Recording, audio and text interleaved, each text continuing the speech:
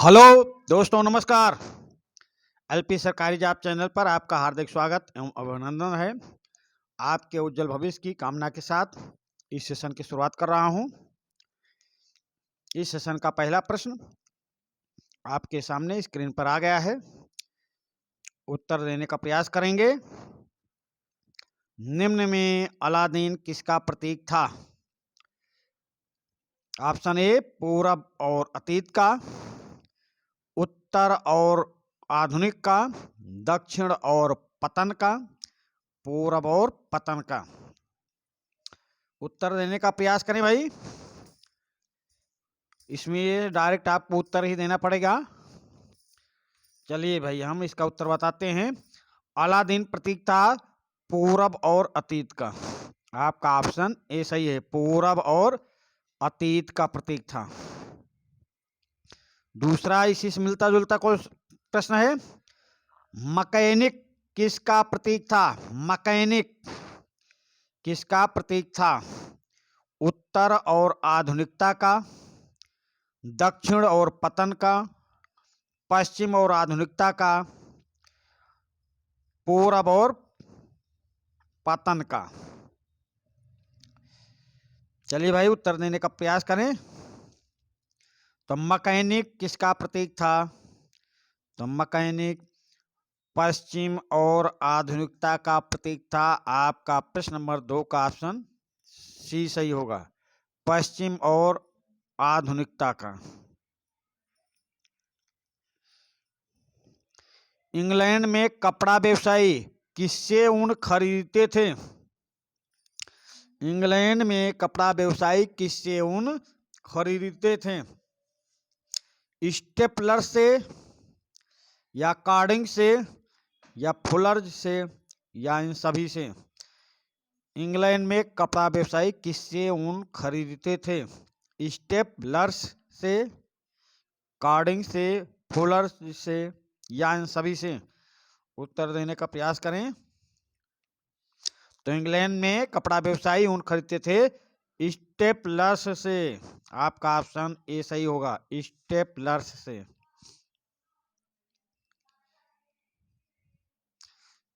प्रश्न नंबर 4 देख लीजिए। इंग्लैंड में सबसे पहले कारखाने किस दशक में खुला? इंग्लैंड में सबसे पहले कारखाने किस दशक में खुले? 1720 के दशक में, या 1730 के दशक में, या ऑप्शन सी 1740 के दशक में, या 1750 के दशक में। प्रश्न नंबर 4 का उत्तर बताने का प्रयास करें।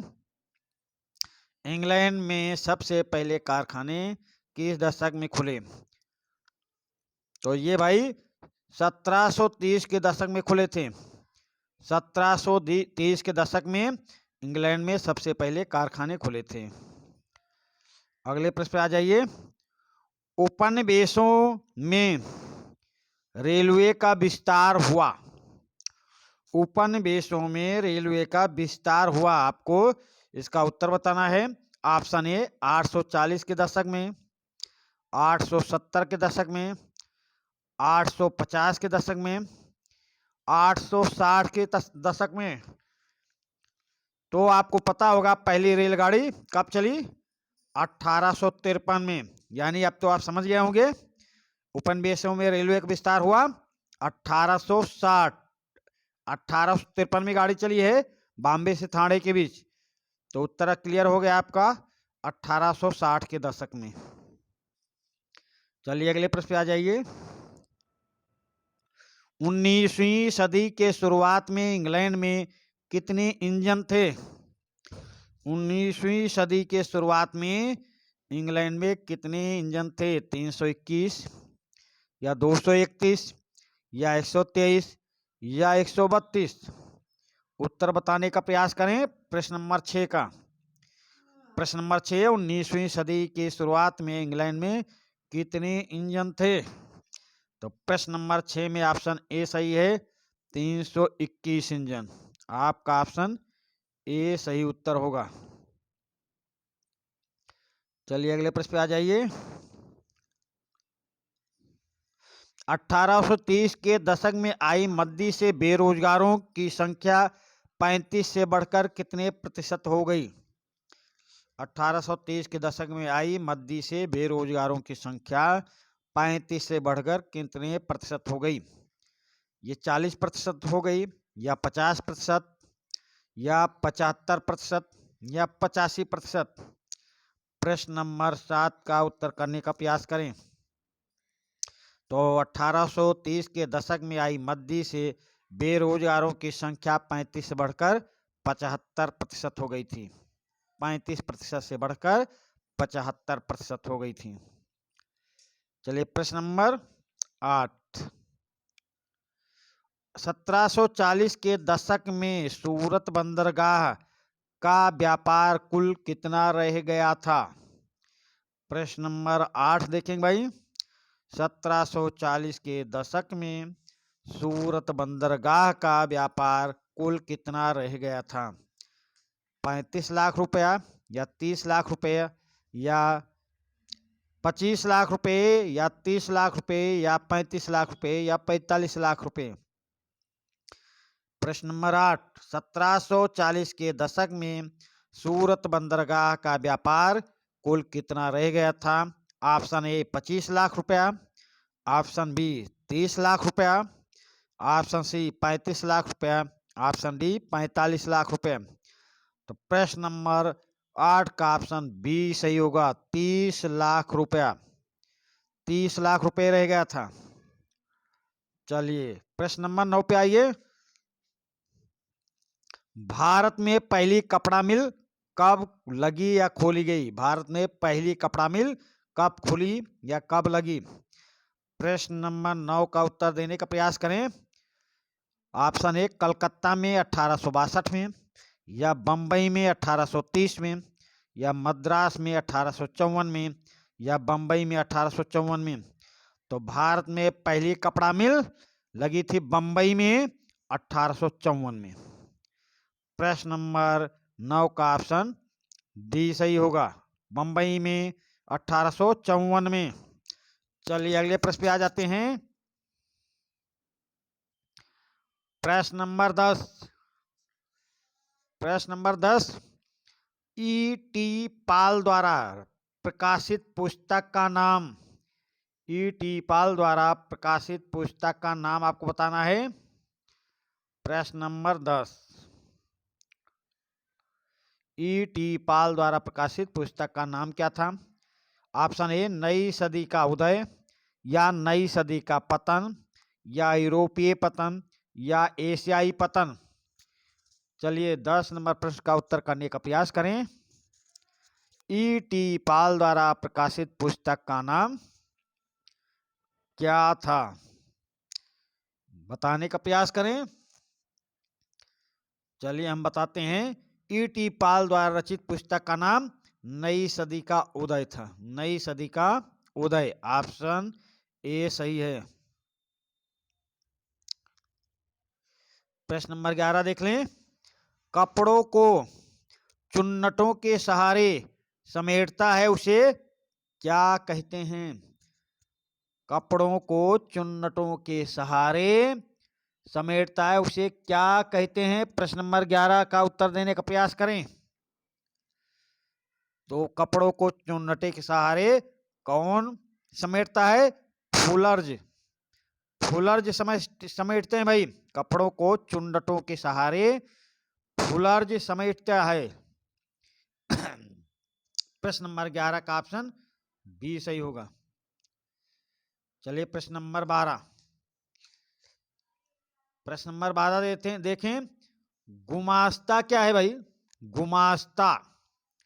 गुमास्ता क्या है? ये वेतनभोगी कर्मचारी है, या कंपनी मालिक है, या यूरोपीय लेखक है, या एक साहित्यकार है? गुमास्ता के बारे में बताएं भाई। चलिए हम इसका उत्तर आपको बताने का प्रयास करते हैं। गुमास्ता क्या है? वेतनभोगी कर्मचारी, कंपनी मालिक, यूरोपीय लेखक, या एक साहित्यकार? तो गुमास्ता एक वेतनभोगी कर्मचारी का नाम है भाई। वेतनभोगी कर्मचारी है। गुमास्ता भी वेतनभोगी कर्मचारी है। प्रश्न नंबर 13, भारत में पहला पटसन मिल कब लगा? भारत में पहला पटसन मिल कब लगा? उत्तर देने का प्रयास करें। 1855 में लगा है, या 1862 में, या 1870 में, या 1880 में? उत्तर देने का प्रयास करें भाई। तो भारत में पहला पटसन मिल कब लगा? तो आपका ऑप्शन ए सही है, 1855 में। भारत में पहला पटसन मिल 1855 में लगा। 7 वर्ष बाद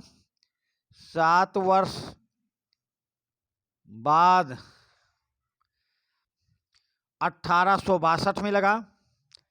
1862 में ये बंगाल प्रांत में लग रही हैं। भारत में पहला पटसन मिल कब लगा? 1855 में, ये भी बंगाल में लगी है। 7 वर्ष बाद 1862 में लगी। तो आप समझ गए, भारत में पहला पटसन मिल 1855 में, 7 वर्ष बाद 1862 में भी लगी है पटसन मिल। तो आपका प्रश्न नंबर 13 का ऑप्शन ए सही होगा। प्रश्न नंबर 14 देखें। जाबर कौन थे? जाबर, बताइए भाई, जाबर कौन थे? जाबर कौन थे? मजदूरों की भर्ती करने वाला एजेंट, उद्योगपतियों का विश्वसनीय व्यक्ति, उद्योग धंधों का सलाहकार, या मिल मालिकों का सहयोगी? जाबर के बारे में बताएं भाई। प्रश्न नंबर 14 का उत्तर देने का प्रयास करें। जाबर कौन थे? चलिए हम बताते हैं आपको। जाबर मजदूरों की भर्ती करने वाला एजेंट का नाम है। आपका ऑप्शन ए सही होगा।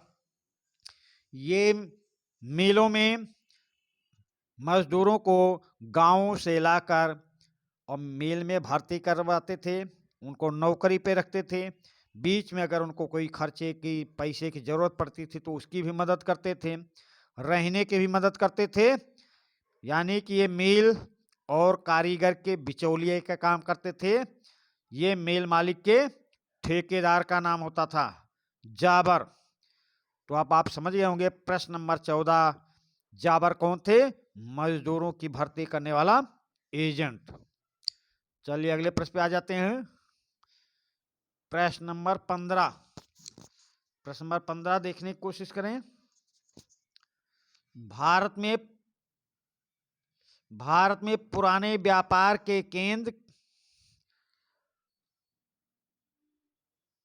भारत में पुराने व्यापार के केंद्र कौन से थे?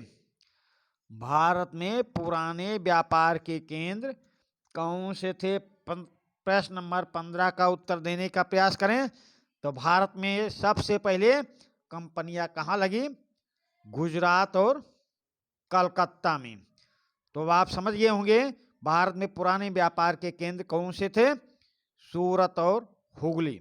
आपका ऑप्शन सी सही होगा, क्योंकि भारत में जो यूरोपीय व्यापारी आए या तो सूरत में अपनी फैक्ट्री डाले हैं या तो हुगली में। तो भारत में पुराने व्यापार के केंद्र कौन से थे? सूरत और हुगली। आपका ऑप्शन सी सही होगा। प्रश्न नंबर 16 देखें। पूर्व औद्योगिकरण के काल में व्यापारी कहां से सामान खरीदते थे? प्रश्न नंबर 16 देखेंगे। पूर्व औद्योगिकरण के काल में व्यापारी कहां से सामान खरीदते थे? शहर से, गांव से, विदेश से, या दूसरे द्वीप से? अरे भाई, औद्योगिकरण के लिए व्यापारी सामान गांव से खरीदेंगे भाई, गांव से। शहर, विदेश, दूसरे द्वीप से नहीं। पूर्व औद्योगिकरण की बात कर रहा है के काल में व्यापारी कहां से सामान खरीदते थे? गांव से। चलिए प्रश्न नंबर 17 पे आ जाए। किस देश के व्यापारी मशीनों के प्रयोग को ज्यादा पसंद करते थे? प्रश्न नंबर 17, किस देश के व्यापारी मशीनों के प्रयोग को ज्यादा पसंद करते थे? ये अमेरिका के व्यापारी थे, या भारत के, या चीन के, या रूस के? भाई अमेरिकी व्यापारी जो थे मशीनों के प्रयोग को ज्यादा पसंद करते थे। प्रश्न नंबर 17 का ऑप्शन ए सही होगा, अमेरिका। चलिए अगले प्रश्न पे आ जाइए। भारत में पहली जूट मिल कहाँ खुली? भारत में पहली जूट मिल कहाँ खुली है? उत्तर देने का प्रयास करें। तो ये पहली जूट मिल बंबई में खुली, या मद्रास में, या पंजाब में, या कलकत्ता में? तो पहली जूट मिल, अभी इसके पहले भी प्रश्न में थोड़ा बहुत इसी से संबंधित मिलता जुलता प्रश्न था। तो भारत में पहली जूट मिल कहाँ खुली है? कलकत्ता में भाई।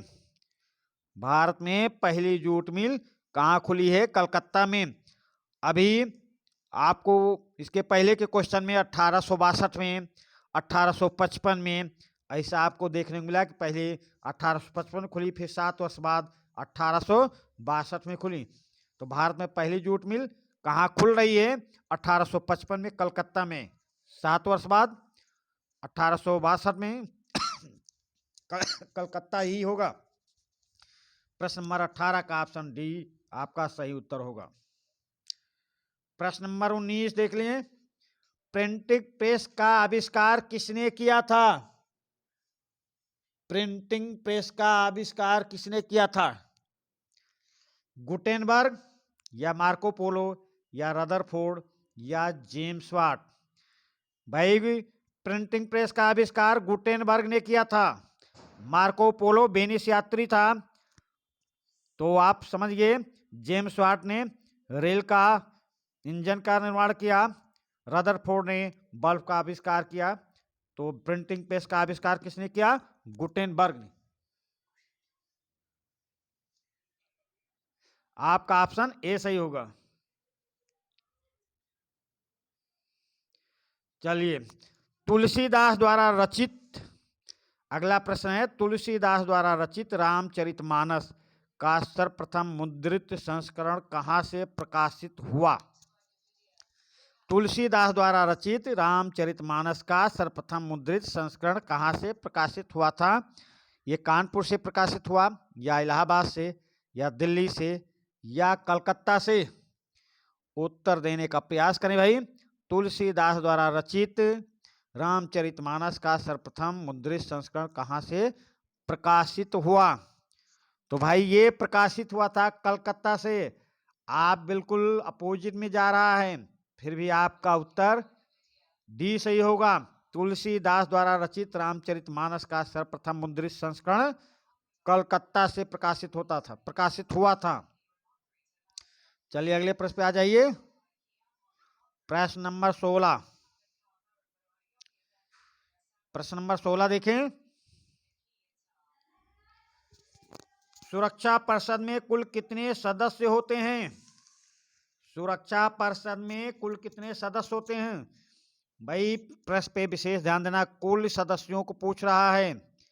सुरक्षा परिषद में कुल कितने सदस्य होते हैं? 5 होते हैं, या 9, या 10, या 15? तो जब कुल की बात आएगी तो कुल 15 सदस्य होते हैं। आपका ऑप्शन डी सही होगा। 5 सदस्य अस्थाई होते हैं, और 10 सदस्य अस्थाई। यानी कि आपके प्रश्न के अकॉर्डिंग आपका ऑप्शन डी सही होगा, 15 सदस्य। चलिए अगले प्रश्न पे आते हैं। संयुक्त राष्ट्र आर्थिक एवं सामाजिक परिषद में कुल कितने सदस्य हैं? संयुक्त राष्ट्र संघ आर्थिक एवं सामाजिक परिषद में कुल कितने सदस्य हैं? 15 हैं, या 18 हैं, या 54 हैं, या 27 हैं? उत्तर देने का प्रयास करें भाई। तो संयुक्त राष्ट्र संघ के आर्थिक एवं सामाजिक परिषद में प्रारंभ में भाई 18 सदस्य थे। प्रारंभ में 18 सदस्य थे। उसके बाद में 1965 में 27 सदस्य हो गए थे। 27 सदस्य। अब आगे बढ़कर 1971 में 54 सदस्य हो गए थे। 54 सदस्य। तो संयुक्त राष्ट्र संघ के आर्थिक एवं सामाजिक परिषद में कुल कितने सदस्य हैं वर्तमान में? तो 54 सदस्य हैं। आपका ऑप्शन सी आपका सही उत्तर होगा। संयुक्त राष्ट्र संघ का वो अंग जिसके पास आज यथेष्ट काम नहीं है। संयुक्त राष्ट्र संघ का वो अंग जिसके पास आज यथेष्ट काम नहीं है। सुरक्षा परिषद, महासभा, न्यास परिषद, आर्थिक एवं सामाजिक परिषद। ये बताने का प्रयास करें भाई। संयुक्त राष्ट्र संघ का वो अंग जिसके पास आज यथेष्ट काम नहीं है वो है न्यास परिषद। आपका ऑप्शन सी सही होगा। अंतर्राष्ट्रीय न्यायालय का कार्यालय कहां पर है? तो अंतर्राष्ट्रीय न्यायालय का कार्यालय नीदरलैंड के द हेग में है। आपका ऑप्शन ए सही उत्तर होगा। प्रश्न नंबर 20 पे आ जाएं। अंतर्राष्ट्रीय न्यायालय में कुछ कितने न्यायाधीश होते हैं? 27 न्यायाधीश या 18 न्यायाधीश या 15 न्यायाधीश या 10 न्यायाधीश? अंतर्राष्ट्रीय न्यायालय में कुल 15 न्यायाधीश होते हैं। आपका ऑप्शन सी आपका सही उत्तर होगा। चलिए अगले प्रश्न पे आते हैं। संयुक्त राष्ट्र घोषणा पत्र में कुल कितने अध्याय हैं? 7 अध्याय हैं या 11 अध्याय हैं या 19 अध्याय या 25 अध्याय? संयुक्त राष्ट्र घोषणा पत्र में कुल 19 अध्याय हैं। आपका ऑप्शन सी सही होगा। आपका उत्तर। विश्व व्यापार संगठन का गठन कब किया गया? प्रश्न नंबर 22 का उत्तर देने का प्रयास करें। विश्व व्यापार संगठन का गठन कब किया गया? तो इसका उत्तर हम आपको बताते हैं 1 जनवरी 1995 में किया गया था। विश्व व्यापार संगठन का गठन 1 जनवरी 1995 को किया गया था। आपका 22 नंबर प्रश्न का ऑप्शन सी सही होगा। इसी प्रश्न के साथ इस सेशन का समापन करते हैं। धन्यवाद।